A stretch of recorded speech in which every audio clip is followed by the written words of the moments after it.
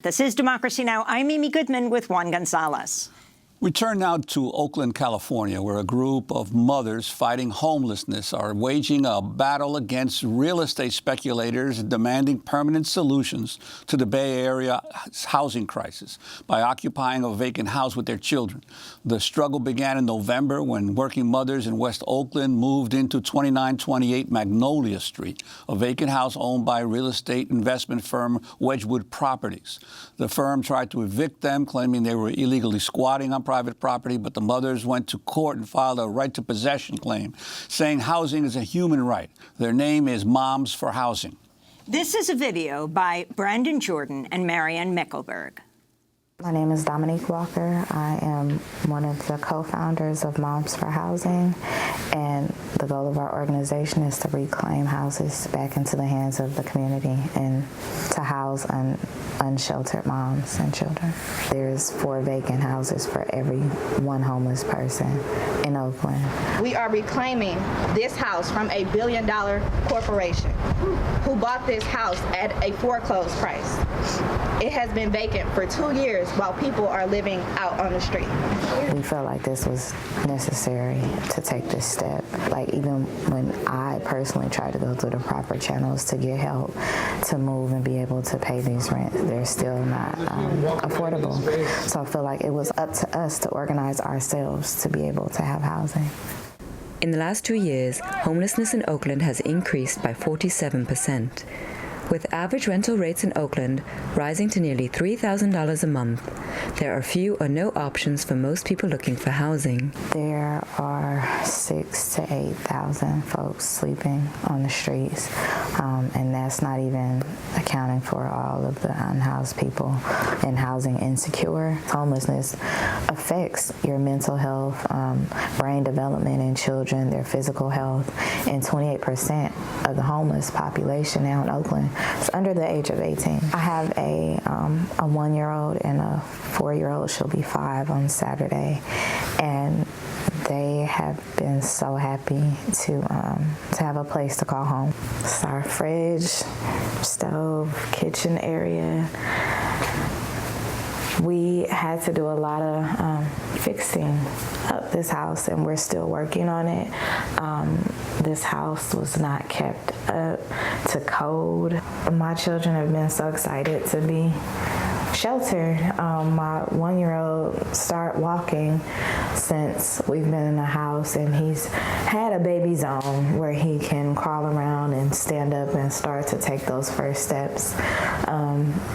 And he did that here. This house was owned by Wedgewood, a company that is a displacement machine. They're composed of 5 different companies. They all play a role in the direct displacement of people. We're taking a stand, and it doesn't end with one house. We want to take Oakland back from all speculators.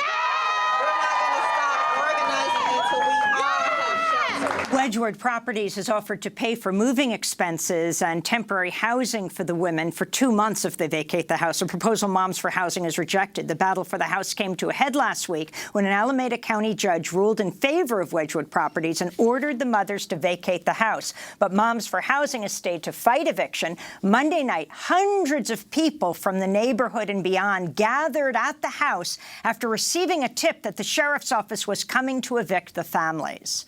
Stop the eviction! We won't move! Stop the eviction! We won't move! My name's Nicole. I'm an organizer with Mom's House Solidarity Committee, and we just got word that the sheriffs were on their way to evict Moms for Housing, and so we sent out a text blast to over 1,800 people, and that was maybe 15 minutes ago. As you can see, we've got hundreds of people showing up to defend the house, which is a really beautiful and awesome thing, and so we're here and we're holding fast. Thank you for your support! People are out here. The community has had enough. We've had enough. And this shows you that we've had enough, and we're going to fight back. The rent is too damn high. The rent is too damn high. The rent is too damn high. The rent plans to run up in here tonight. That didn't happen. They were on the 5 o'clock news saying that they would be indoors any minute. And then they had another person here saying that they would come in at 7, and they didn't. So I think they understand how, like Dominique said, how the town get down. So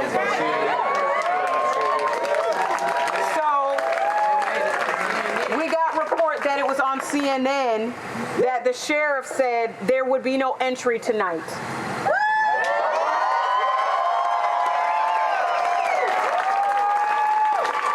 Definitely reason for applause, and at the same time, we don't trust the sheriff. Please go home if you have a home to go to and get some rest, because this is still the beginning of a fight. That was Carroll Fife, who's joining us live in the studio. The piece produced by Brandon Jordan and Marian Meckelberg. As we go now to Berkeley, California, where we're joined by Moms for Housing's Dominique Walker and Carroll Fife, the director of the Oakland office for Alliance of Californians for Community Empowerment. We welcome you both to Democracy Now! I don't know if you have gotten any sleep, but Carroll, that's you speaking last night. There are hundreds of people who are in front of the House. You say you heard on CNN that the sheriff said, okay, he's not moving in. But explain what's happening now. Right. We got word from the daughter of Dorothy King of Everett and Jones that she saw it on the news that there would be no entry by the sheriffs last night. They did drive by a couple more times, but they did not attempt to enter the home to serve the eviction notice. So we're going into our second day of eviction defense for Moms for Housing. And Carroll, could you talk a little bit about the scope and the scale of the housing crisis that that Oakland is facing, but that many cities across the country have similar problems, if not at the level of the situation right now in Oakland? Right. After the housing crisis and the foreclosure crisis of 2008, many homeowners lost their primary residences, their only residences. And so that allowed speculators and the banks that were bailed out by the government at that time to come in and scoop up homes at rock bottom prices. So that is still happening, and we're still experiencing the impacts of the foreclosure crisis, with speculators owning 35% of the housing stock in America. So some state that Oakland has the worst speculation crisis in the country, and that's observable by how high the rents are. You have the median one-bedroom market rate unit starting at around $2,500 a month. And so the housing wage, which is different from the minimum wage or a living wage, in Alameda County, where Oakland is located, is $40.88 per hour. And that is out of reach for many of Oakland's working class people. Dominique Walker, you're one of the women who, with your families, are occupying this house. Explain when you got into it and what is happening right now, how long you've been there, and what this legal process has been, what your plans are. Yes, we moved in to Magnolia Street on November 18th. We've been there ever since, and we count that as a win. We've provided shelter for our children. This came out of absolute desperation, out of going through every program set up to help families in this predicament. Nothing helped. We were turned away. Programs were, the funding was cut from programs that were set up to help. This was an act of desperation, and it just gives light to the bigger issue going on here all over the world.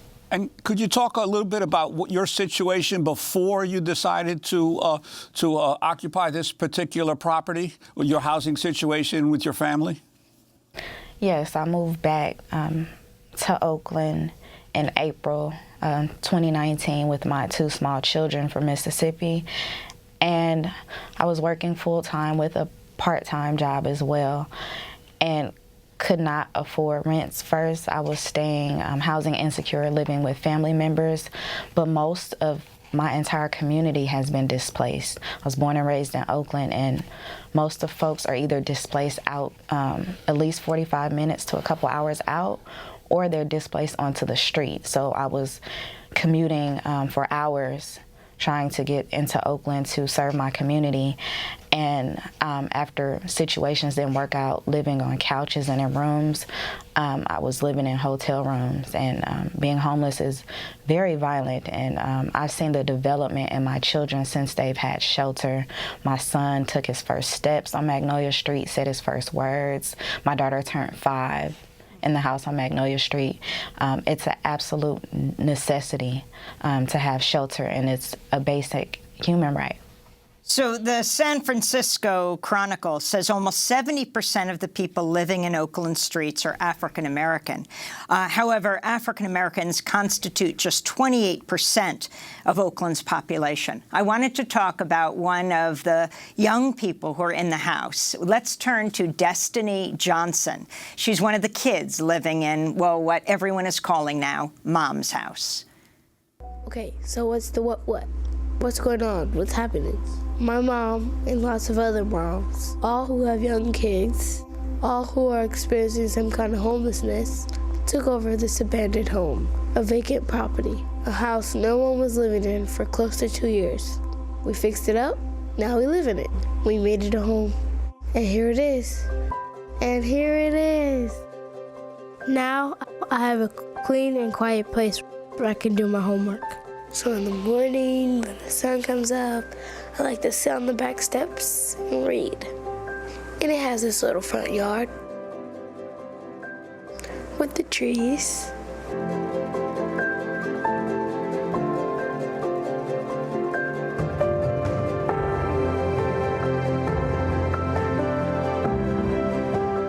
I worry, I do. I worry a lot. I worry for my mom because she puts herself out there. And I worry for my little sister. She's only 5. She's a kid. She doesn't really understand what's going on. And I know she's already fallen in love with having a place to call home. That was Destiny Johnson in a video produced by Zweenworks. Juan? Yeah, I wanted to ask Carroll Fife about Wedgewood Properties. What can you tell us about the firm itself, and also about the public relations guy by the name of Sam Singer that they've selected basically to be their spokesperson on the issue of what's going on in Oakland? I will speak about that because I have to. I hate to give credence and time to such awful individuals and such evil organizations. Wedgewood Properties has approximately 96 subsidiaries, and they are the real estate speculator that is holding the deed for Mom's house. They are in the business of buying homes at rock bottom prices and flipping them, and that is part of the problem why housing is so unaffordable in cities like Oakland. They buy houses by bulk, so 100 to 200 properties per month, if not more, and distressed neighborhoods, their words, and then they flip them and sell them to the highest bidder. So it puts home prices out of reach for many working class people. So they drive up the cost of rents and the cost of actually purchasing a home, which is why home ownership levels are so low. And since they are such bad characters, they've also hired another bad character to get them out of the situation and make them look like the victim. And that is Sam Singer. And he's doing everything in his power to villainize and criminalize the mothers.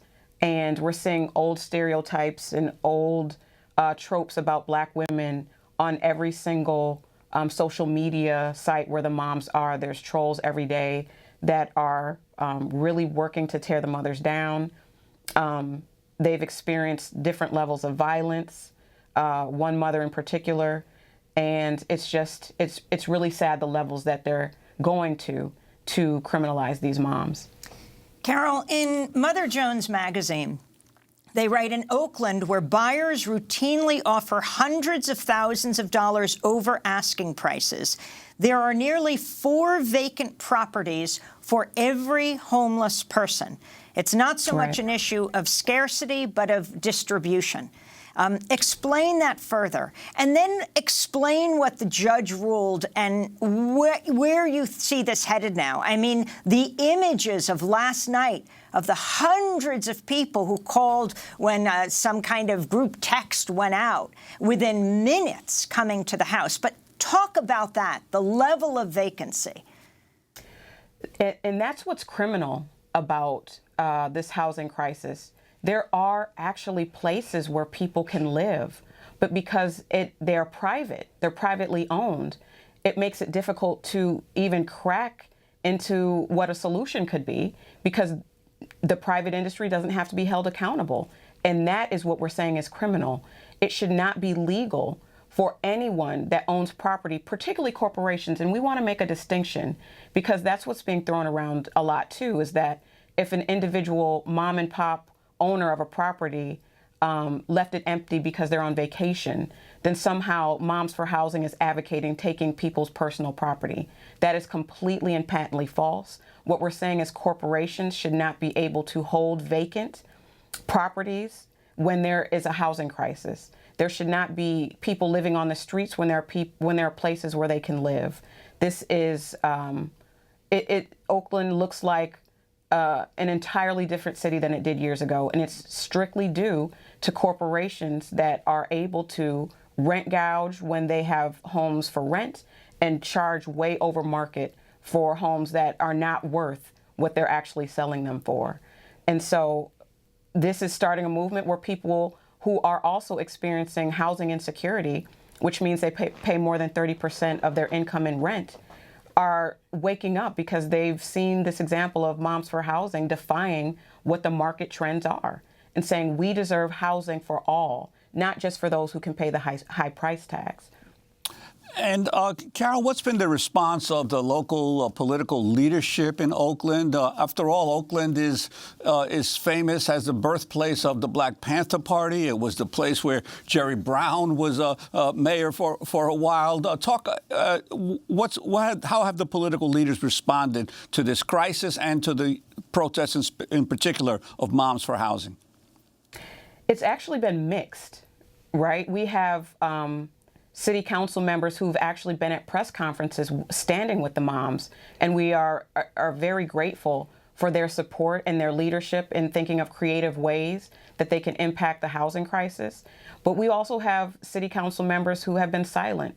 And you mentioned the Black Panthers, and unfortunately it's our African American leadership that's been silent on this issue.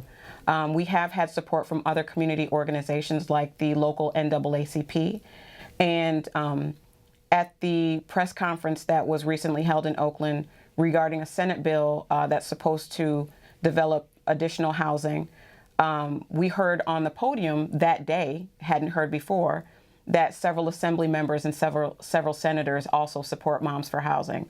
But what we're asking them, including our congresswoman, our governor, is to do more than just say that you support Moms for Housing. Make that tangible. Create some kind of answer a phone call, answer an email, and really show up. So there's like a tangible way to show that you are concerned about the housing crisis, not just words. And Dominique, can you talk about what it means to you when you looked outside last night and you saw how many hundreds of people and what this home means to you and your children? What it has felt like being in this house that was vacant for 2 years now, for the last 2 months being there. Yes, last night was amazing. It just showed me that it's still Oakland. We're still Oakland. We are a town of resistance, and we fight back. And we saw our community have our full backs last night. Within 15 minutes, there were over, I think, 300 people mobilized in 15 minutes. That's people power. It's just been amazing to have a shelter for my children and to be this example for them. People always ask me, there's children involved, and I want my children to know that their mother was on the right side of history. Well, I want to thank you so much for being with us. Very quickly, Carol, what's the timeline now? Could Moms for Housing be evicted at any point?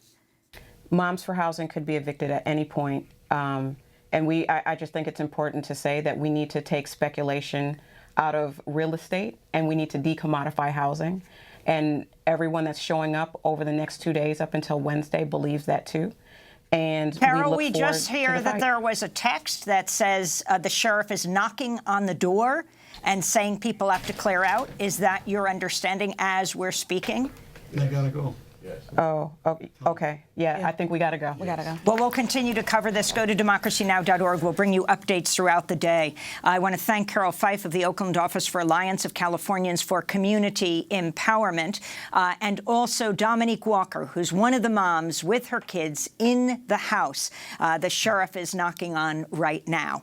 She's with Moms for Housing. This is Democracy Now! When we come back, we hear from Martina Spada. Stay with us.